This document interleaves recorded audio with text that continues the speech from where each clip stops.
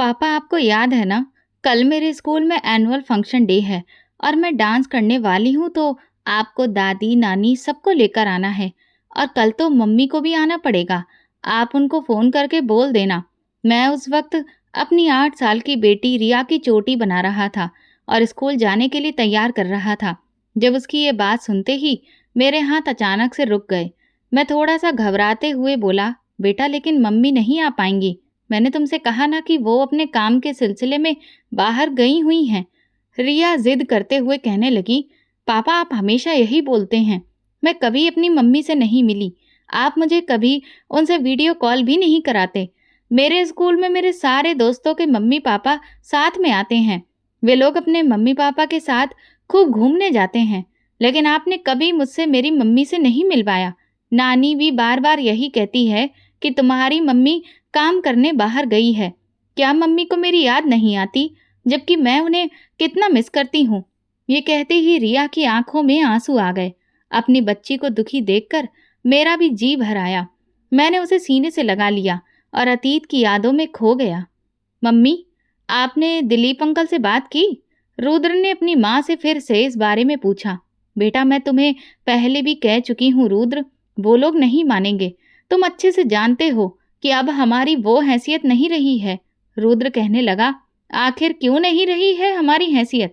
क्या हो गया है हमारी औकात को? इस सब कुछ में बराबर के हिस्सेदार हम लोग भी हैं। जितना ये घर अंकल का है उतना हमारा भी है। और फिर जब मैं नौकरी भी करता हूँ तो फिर मुझ में आखिर क्या कमी है? रुद्र ने झंझना कर अपनी माँ से कहा। सुमित्रा अपने बेटे की जिद के आगे अब हारने लगी थी। वो कहने लगी, बेटा मैं तुम्हें कैसे समझाऊं? तुम्हारे पिताजी के देहांत के बाद उनके दोस्त और बिजनेस पार्टनर ने हम लोगों पर खर्च किया। हमारे घर के सारे खर्चे भी उन्होंने ही उठाए। मैं उनके एहसानों के नीचे ही दबी पड़ी हूँ। पुरानी बातें याद करके मैं ये नहीं चाहती कि वो हम लोगों से नाराज हो जाएं। भूल जाओ श्रेया को। वैसे भी अब हम लोग उनकी बराबरी के नहीं रहे हैं। रुद्र ने अपनी दोनों मुट्ठियों को भींचकर कहा, मम्मी अपने आप को खुद से कमजोरी बनाकर क्यों रख लिया है? मेरे पापा जब इस दुनिया से गए थे तो ये जो फैक्ट्री है इसमें सिर्फ अंकल का ही आधा हिस्सा नहीं था, बल्कि मेरे पापा का भी था। उन दोनों लोगों ने मिलकर इस फैक्ट्री और बाकी सब चीजों की शुरुआत की थी। और असलियत ये है कि पापा के जाने के बाद दिलीप अंकल ने उसमें से हमें वापस कुछ भी नहीं दिया। अगर आज मैं भी वहीं पर काम कर रहा होता तो अपने पिता की जगह पर मैं बैठा होता और मेरी हैसियत भी उन लोगों के बराबर ही होती। रुद्र, अब बस करो। क्यों तुम बेवजह बात को उखाड़ रहे हो? देखो, ये मत भूलो कि ये पूरा घर अब तुम्हारे अंकल का ही है, क्योंकि उन्होंने अपने नाम पर सब कुछ लिखवा लिया है। इसलिए अब इन बातों का कोई फायदा नहीं है। हमारे हाथ में कुछ भी नहीं है। मैं नहीं चाहती कि मैं उनसे ये कहूँ कि बचपन में अपने श्रेया का और रुद्र का रिश्ता तय किया था और अब आप अपनी बेटी की शादी मेरे बेटे से कर दें। अगर मैं इस बारे में कुछ भी कहूँ तो वो तुरंत ही हमें धक्के मार कर इस घर से निकाल देंगे। तुम ही सोचो, फिर मैं कहाँ जाऊंगी इस बुढ़ापे में? तुम जानते हो, तुम्हारी तो सैलरी भी इतनी नहीं है कि हम लोग किराए का घर भी अफोर्ड कर सकें। और फिर यहाँ पर तुम्हारे पिताजी की यादें हैं। मैं किसी भी कीमत पर ये घर छोड़कर नहीं जाना चाहती। कम से कम उन्होंने इतनी इंसानियत तो दिखाई कि हमें इस घर से नहीं निकाला। रुद्र अपनी माँ की बात सुनकर अपना गुस्सा जब्त करके रह गया। बचपन से उसने श्रेया के सपने अपनी आंखों में सजाए हुए थे। पहले तो दिलीप की भी यही इच्छा थी, लेकिन रुद्र के पिता के देहांत के बाद हालात पूरी तरह से बदल गए। सारी फैक्ट्री पर दिलीप का कब्जा था या फिर उसके बड़े बेटे रजत का। हालांकि इधर रुद्र अपने माँ बाप का इकलौता बेटा ही था। जब तक उसके पिता जिंदा थे उसके नखरे उठाते थे। उसके पास हर एक चीज थी, गाड़ी थी, ऐशो आराम था, अय्याशी की हर चीज थी, सब कुछ था। लेकिन जिस वक्त वो 10वीं क्लास का स्टूडेंट था और उसकी उम्र सिर्फ 15 साल के आसपास थी, तब उसके पिता एक प्लेन क्रैश के हादसे का शिकार हो गए और हमेशा के लिए सबको छोड़कर चले गए। लेकिन इसके बाद तो सबके व्यवहार में बदलाव आने लगा। बेशक वे लोग उसके बाद भी इसी घर में रहते रहे, लेकिन जो रुद्र के पिता के हिस्से में आया था वो बहुत ही कम था। दिलीप ने अपने दोस्त की मौत का फायदा उठा लिया था। वे दोनों बचपन के दोस्त थे और दोनों की आंखों में अमीर बनने के सपने भी थे। और इसी सपने को पूरा करने के लिए वे दोनों शहर आए, एक साथ मिलकर मेहनत की। और जब एक सुनहरा मौका अमीर बनने का मिला तो दोनों ने एक साथ उस मौके को भुनाया और मिलकर अपना खुद का कारोबार शुरू किया, क्योंकि उन्हें ये समझ आ चुका था कि नौकरी करके वे कभी भी अमीरों वाली जिंदगी नहीं जी सकते। और बस दोनों की दोस्तों की मेहनत रंग लाई। उनका कारोबार दिन रात तरक्की करने लगा। वे जो भी संपत्ति खरीदने गए उसमें दोनों की बराबरी की हिस्सेदारी थी, ताकि कोई भी लड़ाई झगड़ा ना हो। लेकिन रुद्र के पिता के मरने पर दिलीप पूरी तरह से बदल गया। दिलीप के बंगले के ऊपर वाला पोर्शन सुमित्रा और उसके बेटे को दे दिया। हर जरूरत के लिए सुमित्रा जी को दिलीप के सामने ही हाथ फैलाने पड़ते थे, क्योंकि सब कुछ उसने अपने अंडर कर रखा था। हालांकि सुमित्रा जी को दिलीप से मांगते हुए शर्म तो महसूस होती थी, इसलिए कई बार वो अपनी बहुत सारी जरूरतें दबा भी जाती थी। जब भी रुद्र की फीस भरनी होती तो वो उसे ही कहती कि जाओ अपने अंकल से पैसे मांग लो। बार बार हर चीज के लिए दिलीप से कहना उन्हें अच्छा नहीं लगता था, बल्कि वो हमेशा ये सोचती थी कि ये तो उन्हें खुद से ख्याल होना चाहिए कि एक ठीक ठाक रकम हर महीने वो अपने दोस्त की विधवा को दे दें। लेकिन नहीं, जब पैसे का गुरूर इंसान के दिमाग पर चढ़ जाता है तो सामने वाले को बेइज्जत करने में बहुत मजा आता है और इंसान अपने पुराने दिन भूल जाता है। ऐसा ही कुछ दिलीप के दिमाग में भी था। वो चाहता था कि दोनों माँ बेटा उसके सामने हाथ फैलाए। रुद्र बिना किसी झिझक के उससे पैसे मांगता था, सिर्फ ये समझकर कि इसमें तो उसके बाप का भी हिस्सा है। जब उसने अपने अंकल से कहा कि वो अब आगे मेडिकल की पढ़ाई करना चाहता है तो दिलीप कहने लगा, नहीं, मैं तुम्हारी मेडिकल की फीस नहीं भर सकता। हालांकि श्रेया और रुद्र दोनों ही बच्चे मेडिकल की पढ़ाई करने के सपने देख रहे थे, लेकिन अफसोस कि रुद्र को इस बात की इजाजत ही नहीं दी गई।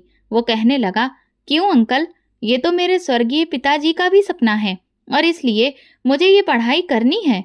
दिलीप कहने लगा, तुम्हारे पिताजी अपने सपनों को लेकर इस दुनिया से हमेशा के लिए जा चुके हैं और अब मेरे पास इतने पैसे नहीं हैं। ये तो मैं ही जानता हूँ कि दो दो घरों को मैं कैसे पाल रहा हूँ। हर एक घर गृहस्थी के 100 तरह के खर्च होते हैं। मेरे अपने भी बच्चे हैं। अभी मुझे अपने छोटे बेटे नमन को हायर स्टडीज के लिए विदेश भी तो भेजना है, इसीलिए मुझे बहुत सारे पैसों की जरूरत है। और वैसे भी शुक्र मनाओ कि मैं कम से कम तुम दोनों माँ बेटे को इस घर से तो नहीं निकाल रहा हूँ। अगर और कोई होता ना तो कब का तुम्हारे हाथ में कटोरा पकड़ा देता। रुद्र ने अपने माथे पर बल डालते हुए बोला, अंकल, आप बोल रहे हैं ये फैक्ट्री सिर्फ आपकी नहीं है, मेरे पिताजी की भी है। उसका ये कहना था कि एक जोरदार थप्पड़ दिलीप ने रुद्र के गाल पर दे मारा, जिसकी गूंज घर के ऊपरी मंजिल तक पहुंच गई थी। रुद्र बेचारा थप्पड़ की मार से बुरी तरह से छटपटाने लगा। सुमित्रा जी तो जैसे कलेजे पर हाथ ही पड़ गया हो। वो भागती हुई नीचे आई, देखा तो रुद्र फर्श पर गिर पड़ा है और दिलीप उसे बड़े ही गुस्से से घूर रहा है। दिलीप की पत्नी संगीता भी वहीं पर मौजूद थी, लेकिन अपने माथे पर बल डालते हुए चुपचाप खड़ी थी। सुमित्रा तुरंत नीचे आई और कहने लगी, भाई साहब, क्या हुआ है? क्या रुद्र ने कुछ कह दिया है? ये सुनते ही दिलीप बड़ी ही जोर से दहाड़ा, अपने इस नाकारा बेटे की जुबान को लगाम लगा दो। एक तो मैं इसे अनाथ समझकर कुछ कहता नहीं हूँ, और ये है कि मेरे आगे जुबान चला रहा है, मुझे आंखें दिखाने लगा है। सुन लड़के, ये मत भूल कि अब तेरा बाप जिंदा नहीं है, जो इस फैक्ट्री और कारोबार को आगे बढ़ा रहा है, समझा? जो तू बार बार ये दोहराता रहता है कि इस सब में मेरे बाप का भी हिस्सा है। सुमित्रा जी की आंखें ये सुनते ही नम हो गईं। वो कहने लगी, रुद्र, तुम्हें क्या कह दिया है? रुद्र बोला, मैंने कुछ भी गलत नहीं कहा है मम्मी। ये सब कुछ सिर्फ अंकल का नहीं है, मेरे पिताजी का भी है। मैं बस इन्हें यही बोला कि मुझे अब आगे मेडिकल में एडमिशन लेना है, तो ये कह रहे हैं कि ये मेरी मेडिकल की फीस नहीं भरेंगे। मम्मी, क्या मैं मेडिकल की पढ़ाई नहीं करूँगा? मैंने कितनी मेहनत करके टॉप किया है और अब ए ग्रेड लेकर आया हूँ, और ये मुझसे कह रहे हैं कि मुझे एडमिशन ही नहीं दिलवाएंगे। मेरे खर्चों को बर्दाश्त नहीं कर सकते और उल्टा अपने बेटे को पढ़ने के लिए विदेश भेज रहे हैं। मेरे पापा भले ही जिंदा नहीं हैं, लेकिन उनकी मेहनत से खड़ा किया गया कारोबार तो यही है ना, तो फिर उनके हिस्से पर मेरा भी हक है। ये सुनते ही दिलीप एक बार फिर से दहाड़ा। सुन रही हो इसकी जुबान को? मैं बहुत कुछ बर्दाश्त कर रहा हूँ इस लड़के से।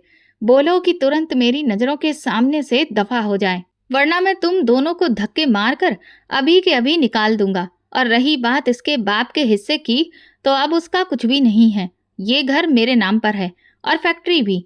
मैंने ही मेहनत करके इतनी कामयाबी तक ये पहुंचाई है।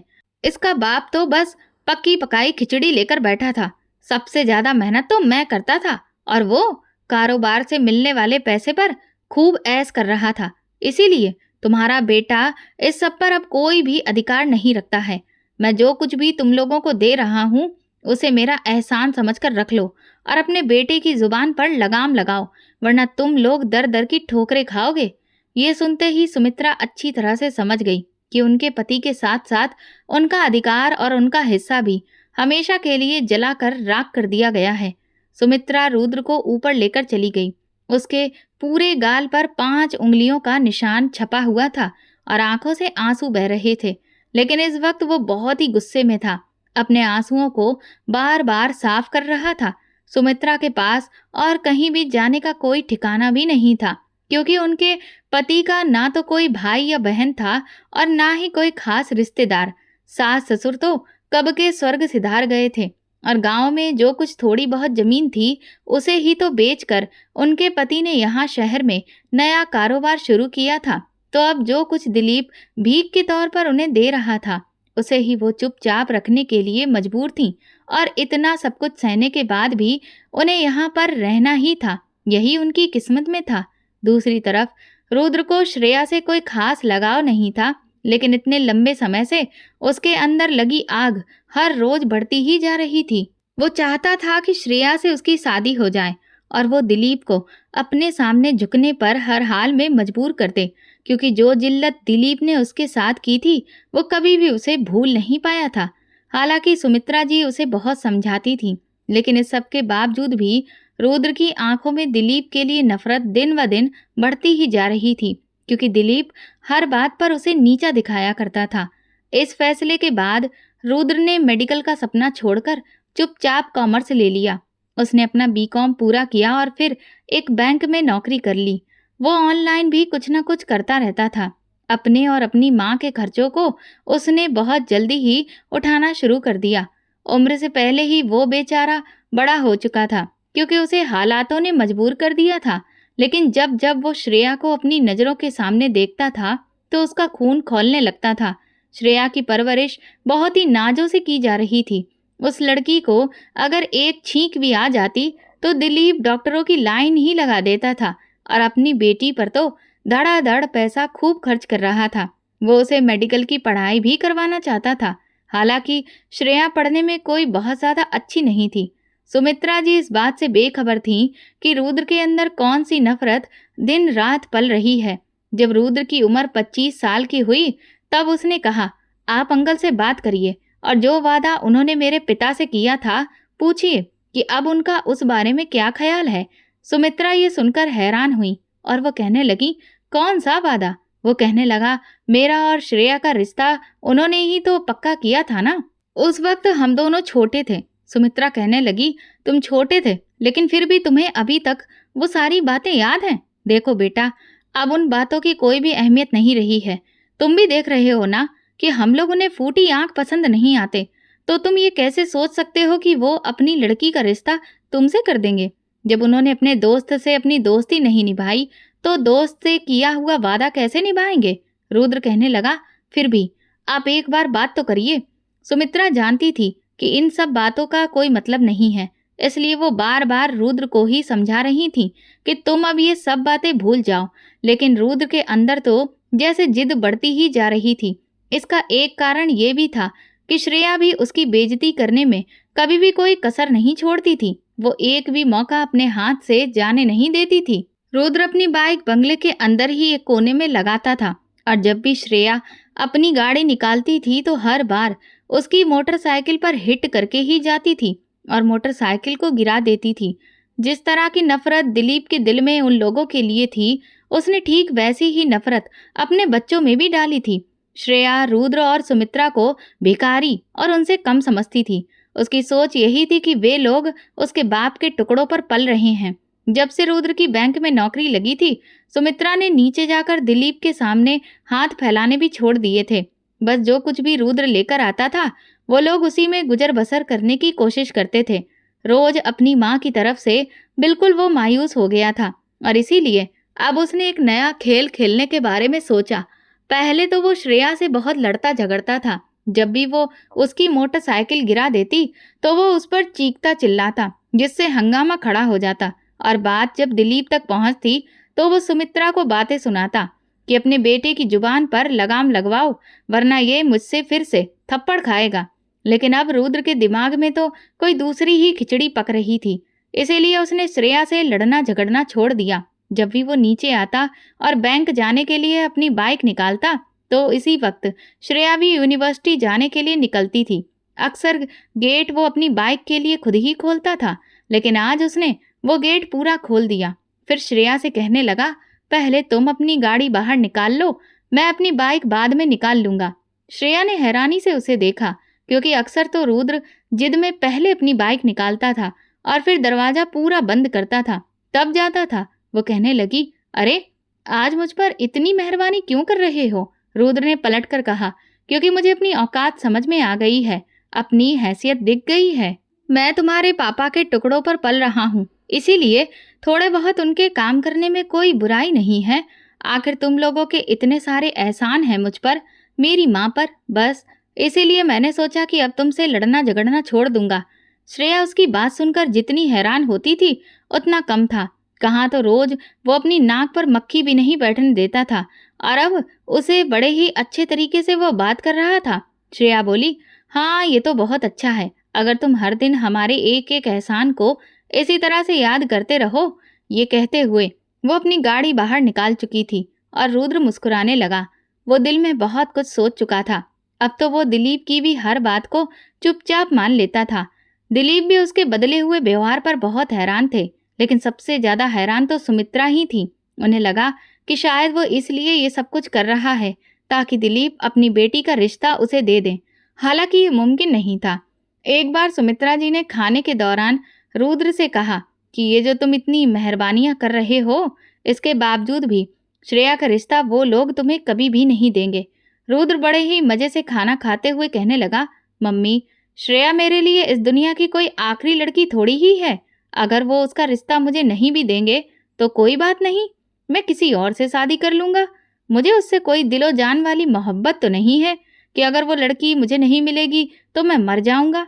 सुमित्रा जी तो हैरान होकर उसे देख रही थी कि आखिर इस लड़के के बदले हुए व्यवहार की वजह क्या है।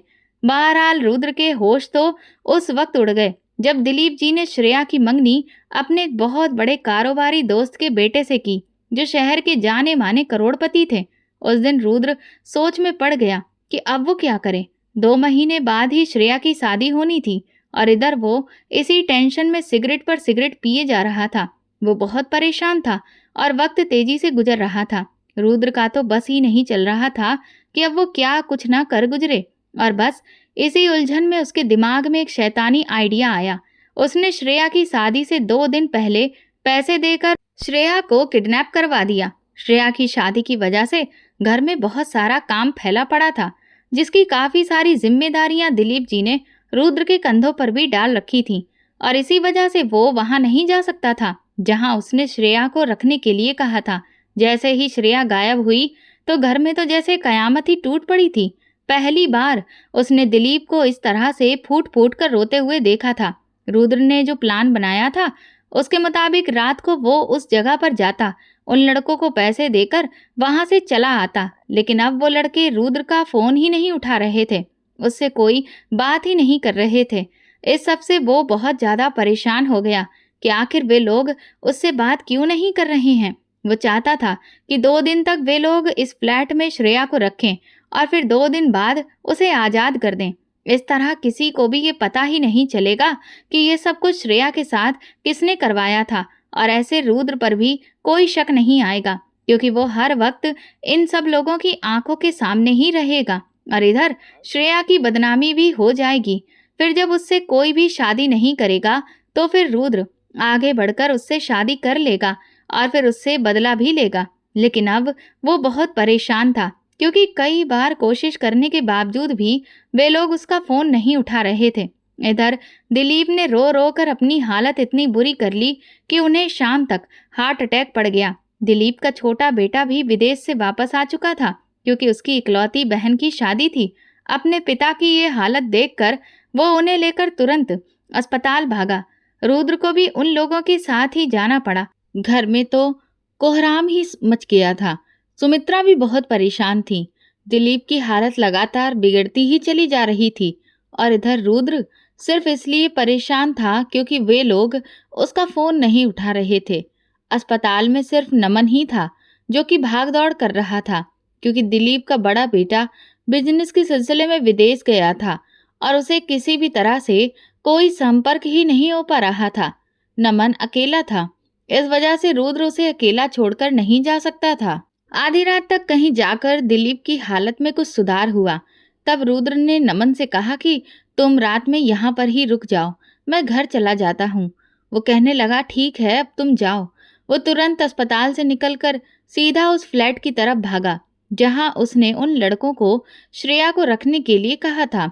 जब वो फ्लैट पर पहुंचा तो उसका दरवाजा खुला हुआ था। वो अंदर आया और अंदर पहुंचते ही उसने चीखने की आवाज सुनाई दी। अंदर बने कमरे के दरवाजे से लगी हुई खिड़की को जब उसने जरा सा खोल कर देखा तो उसके होश उड़कर रह गए। श्रेया उस वक्त बेड पर बिल्कुल बेसुध पड़ी थी और पूरी तरह से लहूलुहान थी। उसकी यह हालत साहब बता रही थी कि यहाँ पर क्या हो चुका है। वो समझ चुका था कि श्रेया के साथ क्या कयामत गुजरी है। ये सब कुछ देखकर तो रुद्र का दिल धड़कना ही भूल गया। वो चुपचाप उस फ्लैट से बाहर वापस निकल आया, क्योंकि उसे अंदाजा नहीं था कि ये सब कुछ करने वाले श्रेया के साथ इतना बुरा करेंगे। रुद्र का इरादा तो सिर्फ श्रेया को बदनाम करने का था, ताकि उसके साथ उसकी शादी हो जाए, लेकिन उन लोगों ने तो श्रेया को बर्बाद करके रख दिया था। दरवाजा अभी भी बंद था। अगर वो उसके कमरे में जाता तो जाहिर सी बात है सब लोगों को पता चल जाता कि रुद्र ने ही ये सब कुछ किया है। कुछ ही देर के बाद रुद्र के मोबाइल पर उस आदमी का फोन आने लगा जिसने श्रेया को अगवा किया था। रुद्र ने फोन उठाया और उस पर जोर से चिल्लाया, तुमने ये क्या किया? मैंने तुमसे कहा था ना कि उस लड़की को हाथ भी मत लगाना। वह आदमी कहने लगा, क्या हो गया है सेठ? तुमको भी तो उस लड़की के साथ यही सब कुछ करना था। अपुन ने सोचा तेरा ये काम भी हम ही कर देते हैं। अरे तुझे तो हमें इस सब के पैसे अलग से देने चाहिए। देख सेठ, लड़की बहुत खूबसूरत थी और इसीलिए खुद पर काबू रखवाना बहुत मुश्किल हो गया था। लेकिन देखना, वो तो अभी भी तेरे इस फ्लैट पर है। तू भी चला जा और अपना गुस्सा उतार ले। रुद्र कहने लगा, शट अप, मैं तुम लोगों को छोड़ूंगा नहीं। तो वह आदमी जोर जोर से हंसने लगा और कहने लगा, तू हमारा बाल भी बांका नहीं कर सकता, क्योंकि तेरे नाम का चेक अभी भी हमारी जेब में पड़ा हुआ है। अगर तूने जाकर पुलिस को इस बारे में कुछ भी बताया तो फिर याद रख, तू खुद भी उल्टा ही फंस जाएगा। और हाँ, कान खोलकर सुन ले, बाकी के बचे हुए पैसे मेरे अकाउंट में ट्रांसफर कर देना, वरना सुन, पुलिस के पास मैं खुद जाऊंगा। रुद्र ने पहली बार ऐसा कोई गलत काम किया था, लेकिन अब उसकी हालत ये हो रही थी कि वो समझ ही नहीं पा रहा था कि वो करे तो क्या करे। वो दोबारा से फ्लैट के अंदर गया और धीरे से जाकर जिस कमरे में श्रेया पड़ी हुई थी वहां का दरवाजा धीरे से खोल दिया। वो जानता था कि श्रेया जब अपने होश में आएगी तो वो कमरे से बाहर निकलने की कोशिश जरूर करेगी। इतना करके वो वहां से चुपचाप निकल आया। इस गुनाह के पैसे भी उसे देने पड़े, क्योंकि ऐसे लोगों से वो झगड़ा मोल नहीं ले सकता था। सुबह सुबह ही श्रेया लुटी पिटी हालत में घर वापस आ चुकी थी। उसे इस तरह देखकर उसकी माँ पहले तो अपना सिर पीटना शुरू कर दिया और फिर बुरी तरह से रोने धोने लगी। सुमित्रा भी जोर जोर से रोने की आवाज सुनकर नीचे उतर आई। रुद्र उस वक्त घर पर ही था। वो जानता था कि संगीता का रोना धोना इतना तेज क्यों हो रहा है। सुमित्रा के साथ वो भी नीचे आया। श्रेया की हालत देखकर पहली बार उसे श्रेया पर तरस आया। संगीता जी कहने लगी, कहाँ गई थी तुम? श्रेया बोली, मैं तो शॉपिंग करने के लिए गई थी मम्मी, लेकिन एक सुनसान सड़क पर मेरी गाड़ी को कुछ आदमियों ने अपनी गाड़ी से रोक लिया। उन्होंने अपनी गाड़ी मेरी गाड़ी के सामने ही खड़ी कर दी और फिर मुझे ज़बरदस्ती गाड़ी से उतार कर अपनी गाड़ी में बिठाकर एक फ्लैट पर ले गए। उनके चेहरे पर नकाब थे मम्मी। मैं नहीं जानती वो कौन थे। मैं उनसे लगातार पूछती रही कि आखिर वो लोग मुझे यहाँ पर क्यों लेकर आए हैं। अगर उन्हें पैसे चाहिए तो मैं अपने बाप से जितने पैसे कहे उतने दिलवा देती हूँ, लेकिन वो लोग मेरी जिंदगी को बर्बाद ना करें। पर मेरी इतनी मिन्नतें करने के बावजूद भी उन्होंने मेरी एक भी नहीं सुनी और मेरी जिंदगी खराब करके रख दी। ये सुनते ही संगीता जी और जोर-जोर से रोने लगीं और कहने लगीं, "तुम जानती भी हो, तुम्हारा बाप इस वक़्त ज़िंदगी और मौत के दौराहे पर खड़ा है। अगर उन्हें ये पता चल गया कि तुम्हारे साथ ये सब कुछ हो गया है, तो वो तो जीते जी ही मर जाएँगे। श्रेया, एक काम करो, तुम ज़हर खाकर मर जाओ। हाँ, तुम मर जाओ।" एक तो श्रेया वैसे ही बहुत बुरी हालत में थी। उसे देखकर अब उसकी माँ उसे इस तरह से कह रही थी। संगीता जी का इतना कहना था कि वो अचानक उठी और बुरी तरह से श्रेया को मारने लगीं, उसका गला कसकर दबाने लगीं। सुमित्रा और रुद्र तुरंत आगे बढ़े और उन्होंने खींचकर संगीता को पीछे किया। रुद्र कहने लगा, "आंटी, आपको ये क्या हो गया है? आपको उसकी हालत दिखाई नहीं दे रही? उसके साथ पहले से ही इतना गलत हो चुका है और ऊपर से आप हैं कि उसे मार रही हैं?" संगीता कहने लगी, "और बताओ मैं क्या करूं? इस लड़की को मर जाना चाहिए। अगर ये लड़की जिंदा रही तो फिर हम सब मर जाएंगे, क्योंकि इस दुनिया को, इस समाज को कभी भी इस बात पर यकीन नहीं आएगा कि इसके साथ कोई हादसा हुआ था।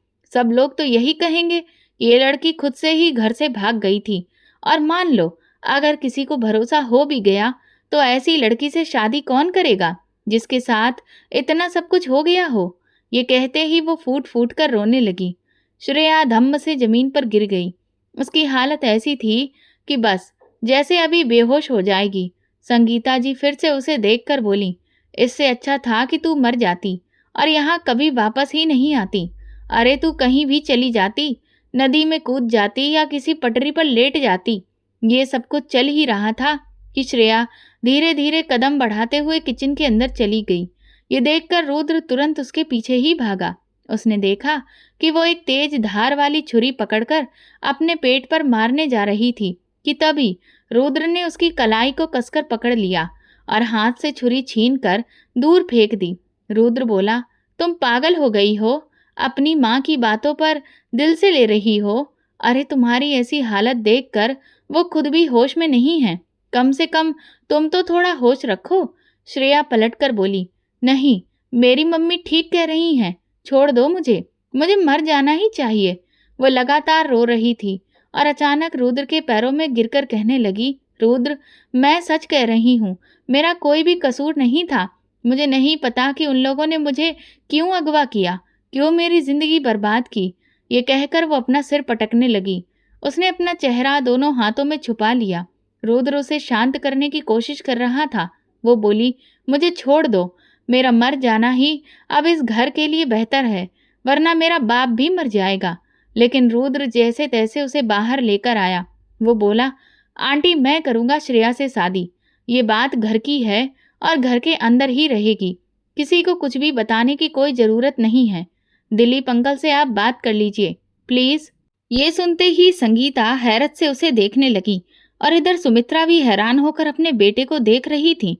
संगीता जी तो जैसे दोबारा होश में आईं। वो कहने लगी, "क्या रुद्र, तुम सच कह रहे हो? तुम मेरी बेटी को इज्जत दोगे?" तो वो कहने लगा, "हाँ, मैं आपकी बेटी को इज्जत दूंगा।" सबसे ज्यादा हैरान तो श्रेया थी। उसने कभी भी रुद्र के साथ कोई अच्छा व्यवहार नहीं किया था। उसे वो हमेशा बुरा भला कहती रहती थी, नीचा दिखाती रहती थी, लेकिन आज वही रुद्र उसे इज्जत दे रहा था।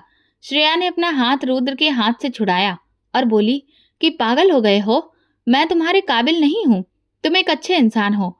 मैंने तुम्हारे साथ कभी भी कुछ भी अच्छा नहीं किया, तो फिर तुम क्यों मुझे अपनाना चाहते हो?" रुद्र बोला, "चुप हो जाओ। देखो, मैं कोई अनजान इंसान नहीं हूँ। न जाने कितने सालों से मैं तुम्हें जानता हूँ। जो मैं तुम पर शक करूंगा, जो कुछ भी हुआ है उसकी सच्चाई मुझे भी पता है और मुझे तुम पर पूरा भरोसा है। मैं तुमसे भी रिक्वेस्ट करता हूँ कि इस सबको एक हादसा समझकर भूल जाओ।" श्रेया रोते हुए अपने कमरे में जा चुकी थी। शाम तक नमन भी दिलीप को लेकर घर वापस आ चुका था। सिर्फ नमन ही इस बारे में जानता था कि श्रेया घर वापस आ गई है और किस हालत में आई है। उसे ये भी पता चल चुका था लेकिन दिलीप इन सब बातों से वाकिफ नहीं थे। दिलीप जी जब कमरे में आकर लेटे तो कहने लगे, नमन, मैं ठीक हो जाऊंगा, तुम फिक्र मत करो, तुम बस पुलिस को खबर कर दो। पता नहीं मेरी बेटी कहाँ पर है, किस हालत में है। नमन कहने लगा, पापा, श्रेया घर वापस आ गई है। ये सुनते ही दिलीप उठने की कोशिश करने लगे, लेकिन नमन ने उन्हें लेटे रहने दिया। वो कहने लगा, आप किसी भी तरह की कोई टेंशन मत लीजिए। श्रेया की शादी उसी तारीख को होगी जिस तारीख को तय की गई थी। दिलीप की आंखों से आंसू बहने लगे। वो कहने लगे, लेकिन वो लोग तो इस शादी से इनकार कर चुके हैं। अब भला कौन करेगा उससे शादी? कौन करता है एक ऐसी लड़की से शादी जो शादी के 2 दिन पहले ही अपने घर से भाग गई हो और 2 दिन बाद अचानक से लौट आई हो? हर कोई यही तो समझेगा कि वो लड़की अपनी इज्जत खोकर ही आई होगी। तुम बताओ, कहाँ गई थी श्रेया? नमन कहने लगा, पापा, इस समय उसकी कोई भी गलती नहीं है। किसी ने श्रेया को अगवा कर लिया था। ये सब उसके साथ जो कुछ भी हुआ है वो सिर्फ एक हादसा है और रुद्र उसके साथ शादी करने के लिए तैयार है। ये सुनकर दिलीप को झटका लगा। वो कहने लगा, लेकिन वो उससे शादी कैसे कर सकता है? हम लोगों ने तो कभी भी उसके साथ कोई भी भलाई नहीं की। नमन कहने लगा, फिर भी रुद्र ने खुद ही कहा है कि वो श्रेया से शादी करेगा। पापा, हम लोगों ने शायद उसे समझने में गलती कर दी। आखिर है तो वो आपके खास दोस्त का बेटा ही। हम लोगों ने उससे रिश्ता नहीं निभाया, लेकिन उसने अपने पिता की परवरिश का सबूत दिया है और इसीलिए इस मुश्किल वक्त में वो हमारी इज्जत पर पर्दा डालने के लिए तैयार है। इधर सुमित्रा बहुत परेशान थी। वो कहने लगी, रुद्र, तुमने इतना बड़ा फैसला किससे पूछकर किया है? रुद्र बोला, क्या मतलब है मम्मी? आपने श्रेया की हालत नहीं देखी? जबकि सच्चाई ये थी कि जो असलियत है वो रुद्र जानता था।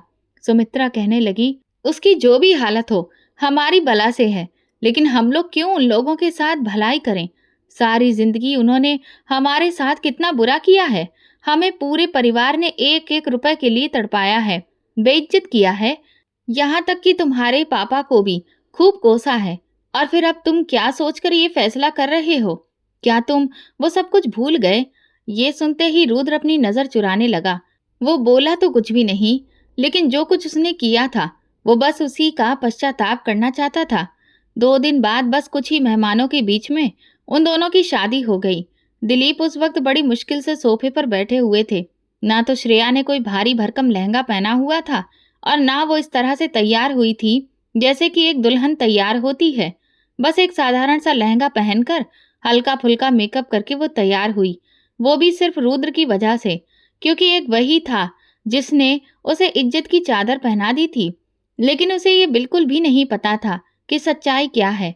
बड़े ही बेमन से सुमित्रा उसे ऊपर लेकर आई, रुद्र के कमरे में जाकर बिठा दिया। उन्हें तो बस यही लग रहा था कि रुद्र ने ये एक जज्बाती फैसला लिया है।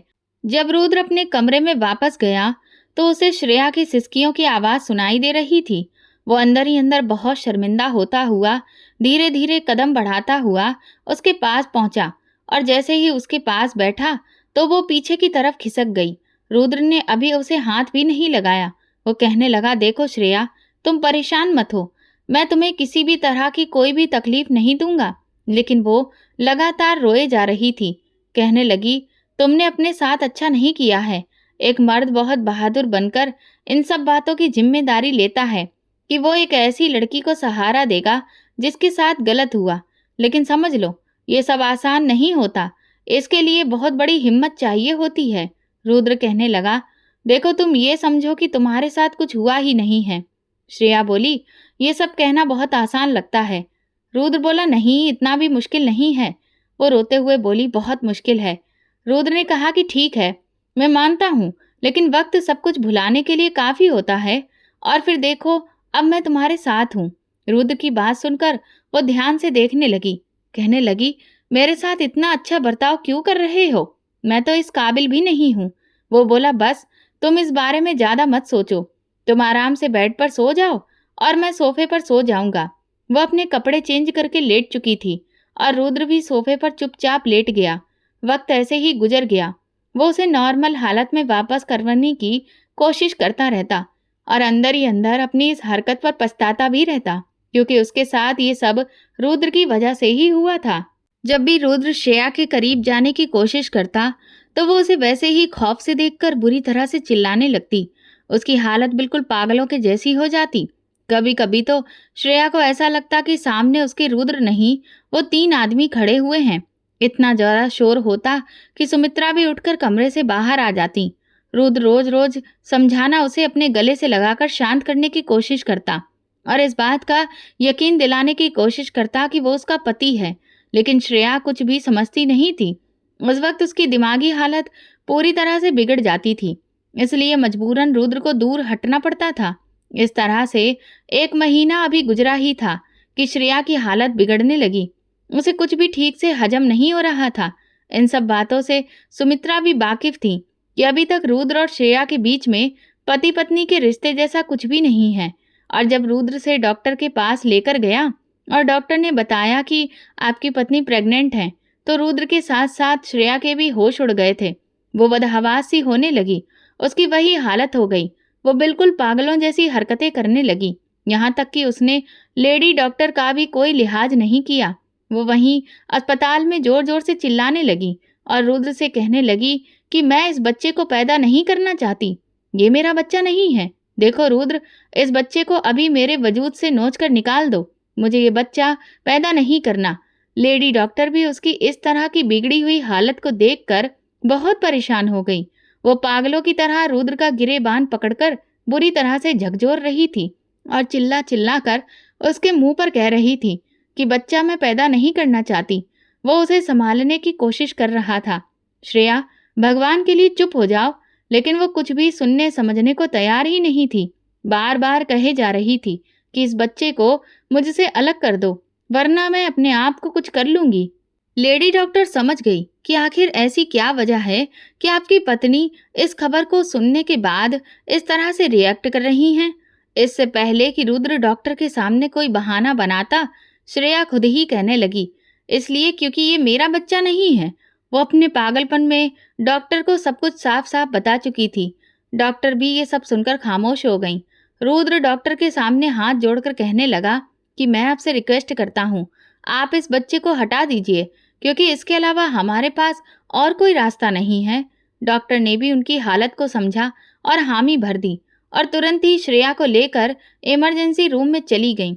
रुद्र को लग रहा था कि एक बार श्रेया का पीछा इस बच्चे से छूट जाएगा तो उसकी हालत अपने आप ठीक हो जाएगी। लेकिन उसका गुनाह इतनी आसानी से उसका पीछा नहीं छोड़ सकता था।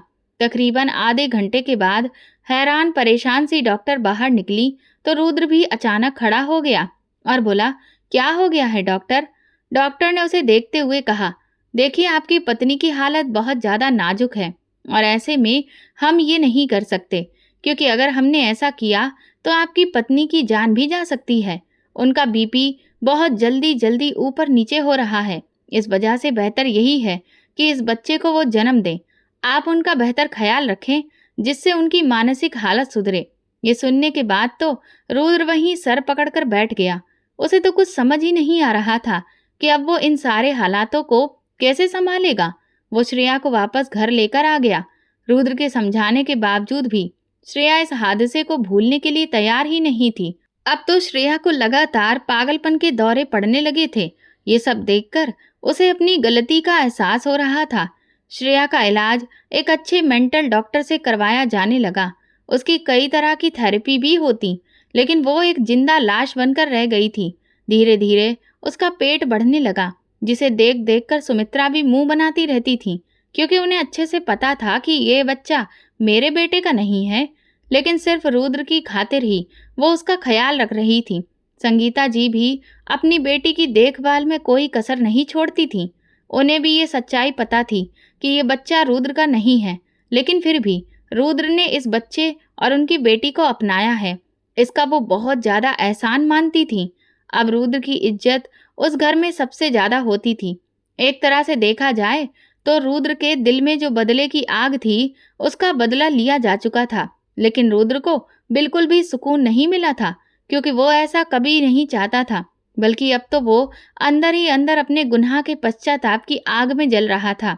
जैसे जैसे महीने बीत रहे थे, श्रेया की मानसिक हालत इतनी खराब हो रही थी कि वो खुद से ही अपने बच्चे को खत्म करने की कई बार कोशिश करने लगी थी। इस वजह से रुद्र बहुत परेशान रहता था। जब उसे कोई भी रास्ता नहीं सूझा तो मजबूरन श्रेया को अब बांध कर रखा जाने लगा। ये सब देखकर सुमित्रा भी रोज जलती रहती थी। वो ये भी सोचती थी कि इस सब में आने वाले इस बच्चे का भी कोई कसूर नहीं है। जैसे तैसे 9 महीने बीते और श्रेया ने एक प्यारी सी बेटी को जन्म दिया। रुद्र ने उस बच्ची को श्रेया के पास लिटाना चाहा तो उसने नफरत भरी नजर से देखते हुए उस बच्ची को कहीं दूर फेंकने के लिए रुद्र से कहा। ये सुनते ही रुद्र की आंखों में आंसू आ गए। वो सोचने लगा कि आज मेरे कारण एक माँ अपनी ही बेटी से नफरत कर रही है, लेकिन इस सब में इस बेचारी बच्ची का भला क्या कसूर है। रुद्र और संगीता जी खुद से उसकी देखभाल कर रहे थे। इधर कुछ महीने बीते तो रुद्र को लगा कि शायद अब वो श्रेया के साथ अपने रिश्ते को आगे बढ़ा सकता है, लेकिन जब भी वो श्रेया के पास आने की कोशिश करता, उसे समझाता, तभी उसकी मानसिक संतुलन और ज्यादा खतरनाक हो जाता। वो अपना सिर पटकने लगती। ये सब देखकर उसे अपनी गलती का हर वक्त एहसास होता। अब हालात ऐसे थे कि ना तो वो उसे छोड़ सकता था और ना ही ठीक से अपना पा रहा था। एक हादसे में श्रेया की जिंदगी को पूरी तरह से नरक जैसा बना दिया था और इधर सुमित्रा भी उसे अलग से बातें सुनाती रहती थी कि तुम्हारे इस फैसले ने तुम्हारी पूरी जिंदगी बर्बाद करके रख दी है। तुम्हें क्या पड़ी थी इस लड़की से शादी करने की। रुद्र भी सोचता था कि वो तो अपनी माँ को बता ही नहीं सकता कि उसने कितना बड़ा गुनाह किया है।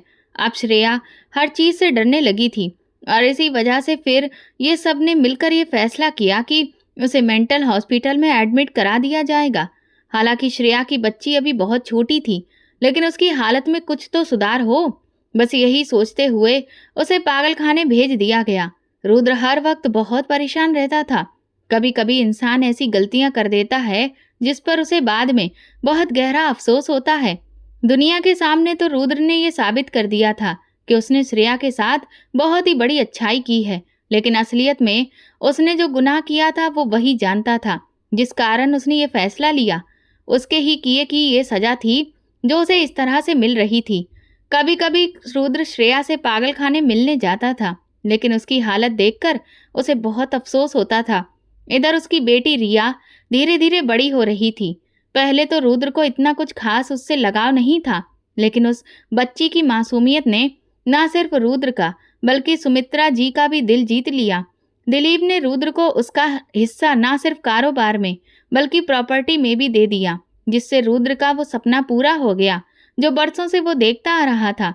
उसने नए सिरे से कारोबार को संभालना शुरू किया और दिन रात खूब मेहनत करके तरक्की पर तरक्की करता चला गया। वो जब भी ऑफिस से थका हारा घर लौटता तो रिया अपने नन्हे नन्हे हाथों से खुद उसके लिए गिलास में पानी लेकर आती और बड़े ही प्यार से तोतली जवान में पूछती, पापा आप थक गए होंगे।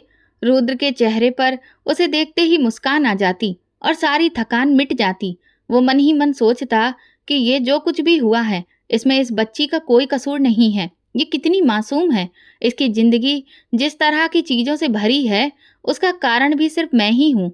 ये बच्ची आज अगर अपनी माँ से दूर है तो वो सिर्फ मेरी वजह से। धीरे धीरे रिया कब रुद्र की जान बन गई उसे पता ही नहीं चला। तब जाकर उसे एहसास हुआ कि दिलीप ने किस तरह से वो गम झेला होगा जो उसने श्रेया के साथ किया था। वो हर दिन अपने गुनाहों की माफी भगवान से मांगता था। जब वो करोड़ों में कमाई करने लगा तो उसने बहुत सारे ऐसे संस्थान बनाए जहां पर विधवा, बेसहारा और ऐसी लड़कियां जिन्हें उनके परिवार के द्वारा या समाज के द्वारा ठुकरा दिया गया है, रहने, खाने और अपने पैरों पर खड़े होने की सुविधा दी गई।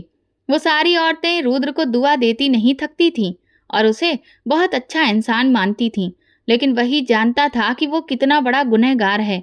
रिया जैसे जैसे बड़ी होती जा रही थी, अपनी माँ के बारे में हर दिन पूछती थी और वो लोग सिर्फ उसे बहाने बनाते थे कि उसकी माँ अपने काम के सिलसिले में कहीं बाहर गई हुई हैं।